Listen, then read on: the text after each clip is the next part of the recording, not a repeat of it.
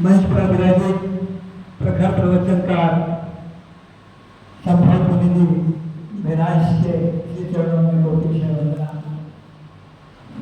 यहाँ विराजित सभी सरस्वती सुपुत्रों और अतिथियों का हृदय की अंतर्गत गहराई से स्वागत और अभिनंदन करता हूँ। जिन शासन सदा जयवंत रहा है, श्रमण भगवान महावीर के सिद्धांत आज आत्मकल्याण की कसौटी पर खरे और सटीक हैं। आप और हम सभी सौभाग्यशाली हैं कि हमें जिन शासन मिला है, महामंत्र अवतार मिला है, देव गुरु धर्म का आगमन मिला है, और आप और हम सभी जानते हैं कि यह एक अनुपम और उत्कृष्ट वैज्ञानिक धर्म है जिसमें हम आत्मा से महात्मा और महात्मा से परमात्मा बन सकते हैं।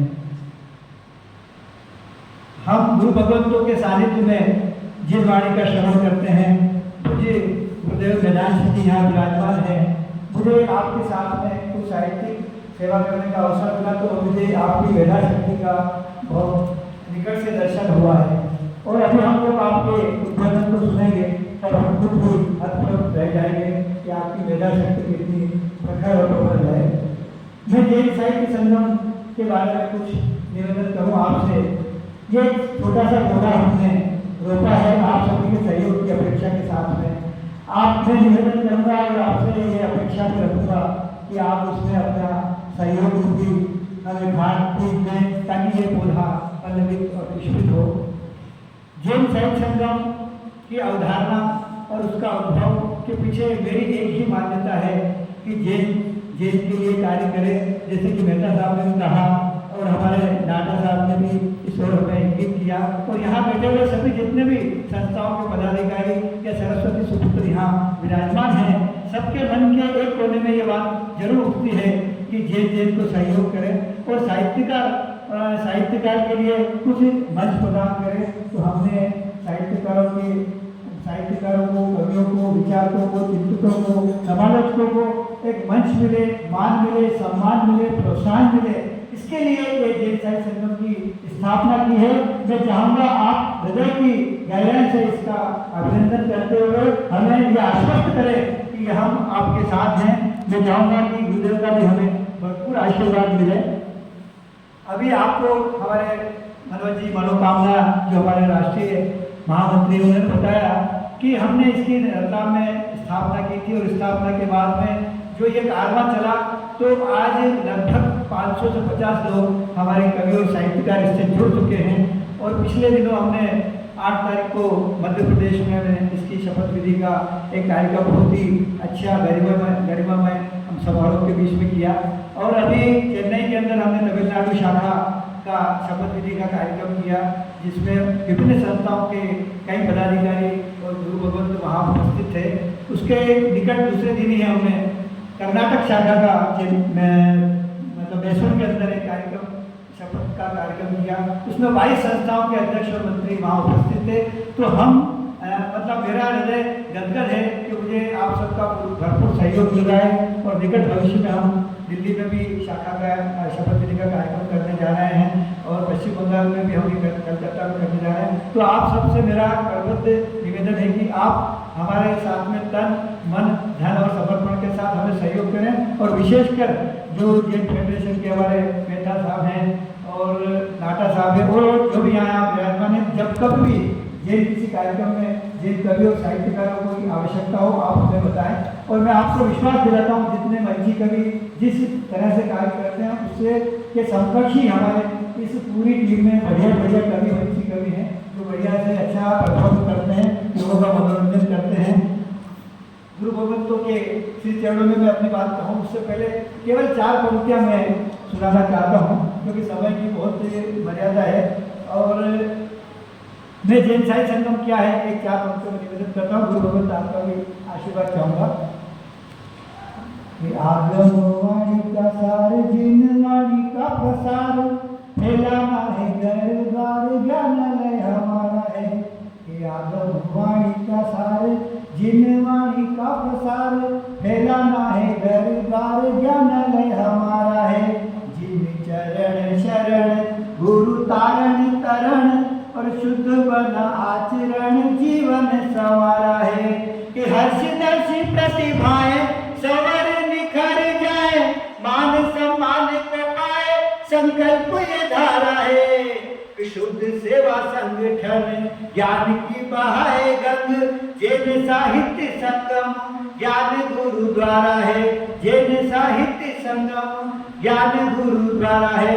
तो मैं चाहूंगा ज्ञान गुरुद्वारा के इस मिशन में आप हमें पूरा भरपूर सहयोग दें। और कहा गया है कि श्रद्धा रख जो नित्य करे, गुरु गुण गरिमा गान और सुख सुविधा समता मिले, सदगति निश्चितवान, सदगति निश्चितवान। और गुरु चरणों में आने के बाद में क्या होता है कि आचरण से ही इंसान है।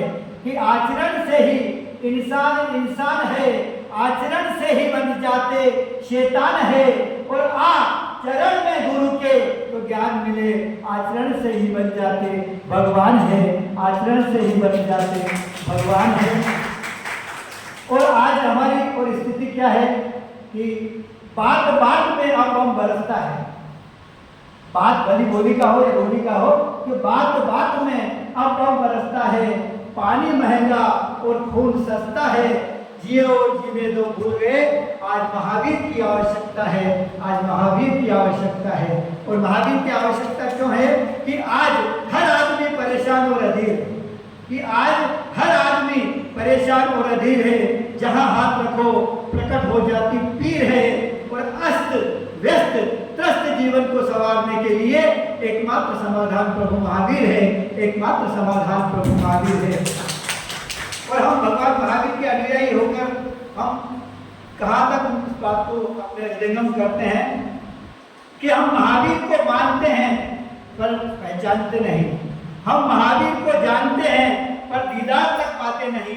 कैसी विडंबना है, हम जैनियों की साथियों, हम महावीर को मानते हैं पर महावीर की मानते नहीं, महावीर की मानते नहीं। जैसा कि अभी नाजा साहब ने कहा कि हम इधर उधर बटे हैं, हमें जैव एकता की प्रबल आवश्यकता है। बिल्कुल है, अभी अहम आवश्यकता यही है कि हम संख्या की गणित में बिल्कुल नीचे से स्तर की ओर जा रहे हैं। इस बारे में गुरु गोविंद हमें ज़्यादा बताएंगे और हमें समझाएंगे, हमें मार्गदर्शन करेंगे। मेरी एक कल्पना है कि भगवान महावीर को इस यहाँ संसार से प्रयाण किए काफी वर्ष बीत गए। एक जब भगवान महावीर के जीवन में एक विचार आता है कि चलो चलते हैं, देखते हैं। मैंने अपने अनुयायियों को शिक्षा दी, सिद्धांत दिए, उनका वो कितना अमल कर पाते हैं या कर रहे हैं। तो मेरी कल्पना है कि भगवान महावीर अपने डेली गेट के चौराहे पर आकर खड़े हो जाते हैं। तो इधर से श्वेतांबर आते हैं और बोलते हैं कि ये मेरे महावीर है, उधर से दिगंबर आते हैं कि मेरे महावीर है, इधर से तेरापति आते हैं कि मेरे महावीर है। चारों तरफ से आके सब अपना महावीर बताते हैं। तो भगवान महावीर उस समय किम करता में निगूढ़ हो जाते हैं और मेरी ओर निहार कर करते हैं, कहते हैं कि हर्ष तुम ही मुझे बताओ कि मैं कौन हूँ, मैं क्या हूँ। मैं बहुत ही विरोधाभास वाली बात कर रहा हूँ, पर अगर आप उसको गहराई से सोचेंगे तो मेरी बात का आपका समर्थन जरूर करेंगे। तो मुझे जब कहा गया कि तुम मुझे बताओ, तो मैंने बताया कि महावीर क्या है और वो कौन है और उनके सिद्धांत क्या है। और उन्हें मैंने जातिगत भी संबोधन किया है। इस रचना छोटी सी आपको लेकर मैं इस बात को समाप्त करता हूँ कि महावीर मुसलमान थे। बहुत बड़ी बात करें कि महावीर मुसलमान थे क्योंकि वो नेकदिल इंसान थे। महावीर मुसलमान थे क्योंकि वो नेकदिल इंसान थे। महावीर सिख थे क्योंकि वो कृपा विधान थे। महावीर हिंदू थे क्योंकि वो सब जीवों से प्यार करते थे। महावीर पारसी थे क्योंकि उनके कर्म पारदर्शी थे। महावीर क्षत्रिय थे क्योंकि उनकी जीवन में दृढ़ता थी। महावीर बौद्ध थे क्योंकि उनके जीवन में समता थी। महावीर ईसाई भी थे, महावीर ईसाई भी थे क्योंकि वे इंसानियत के साई थे। लेकिन कटु सत्य है दोस्तों, महावीर जेल नहीं थे, कदापि नहीं थे, क्योंकि उनके अंदर और बाहर कोई बनावट नहीं थी। हमारी तरह उनकी जीवा पर कोई कड़वाहट नहीं थी। उनके अंतस में श्वेतांबर और दिगंबर का कोई झगड़ा नहीं था, तेरा मेरा पंथवाद का कोई झगड़ा नहीं था। वे हमारी तरह धर्म के ठेकेदार और ढोंगी नहीं थे। वे तो आडंबर रहित सच्चे संत और महान योगी थे, महान योगी थे। आइए महावीर के जियो और जीने को अपने जीवन में अपनाएं और अपने जीवन को नंदनवन बनाएं, नंदनवन बनाएं। जय हिंद।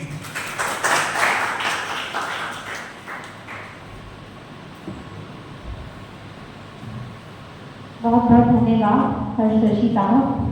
आपकी क्रांतिकारी सोच ये एक साहित्यकार व कवि यहाँ पे सबके समक्ष रख सकता है। और